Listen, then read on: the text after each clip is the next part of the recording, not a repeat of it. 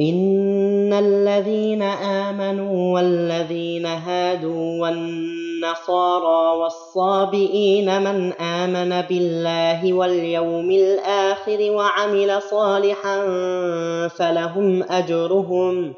فَلَهُمْ أَجْرُهُمْ عِندَ رَبِّهِمْ وَلَا خَوْفٌ عَلَيْهِمْ وَلَا هُمْ يَحْزَنُونَ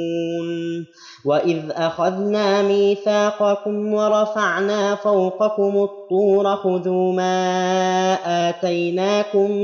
بِقُوَّةٍ وَاذْكُرُوا مَا فِيهِ لَعَلَّكُمْ تَتَّقُونَ ثُمَّ تَوَلَّيْتُم مِّن بَعْدِ ذَٰلِكَ فَلَوْلَا فَضْلُ اللَّهِ عَلَيْكُمْ وَرَحْمَتُهُ لَكُنتُم مِّنَ الْخَاسِرِينَ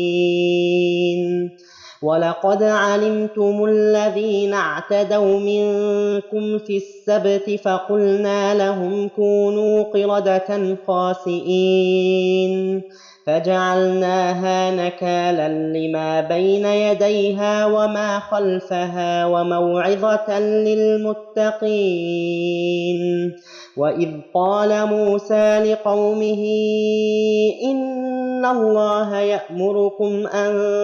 تَذْبَحُوا بَقَرَةً ۖ قَالُوا أَتَتَّخِذُنَا هُزُوًا قَالَ أَعُوذُ بِاللَّهِ أَنْ أَكُونَ مِنَ الْجَاهِلِينَ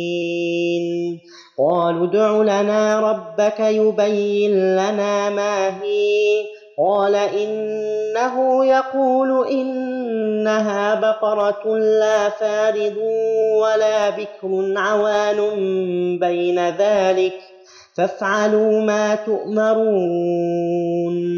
قَالُوا ادْعُ لَنَا رَبَّكَ يُبَيِّن لَّنَا مَا لَوْنُهَا قَالَ إِنَّهُ يَقُولُ إِنَّهَا بَقَرَةٌ صَفْرَاءُ فَاقِعٌ لَّوْنُهَا تَسُرُّ النَّاظِرِينَ